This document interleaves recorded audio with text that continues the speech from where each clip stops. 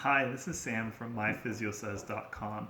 Today I'm going to show you how to do the clamshell exercise, which is a great exercise used for strengthening the gluteus medius muscle, which is a muscle on the side of the hip that helps control some of the pelvic movements when we're walking, standing, going upstairs, and such, and really helpful for treating any injuries in the lower extremity as well as low back pain.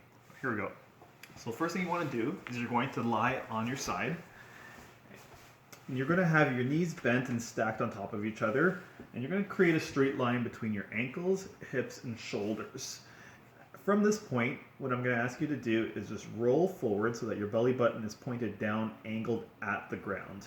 You can use your arm or your shoulder onto your body just for support. And what I want you to do here is you're just going to raise the top knee up as high as you can, keeping your ankles together and rotating only through the hip.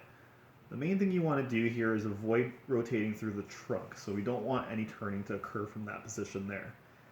Once you get to the top, you're going to give it a little bit of a press to create a bit more muscle engagement at the gluteus medius muscle, and then down nice and easy.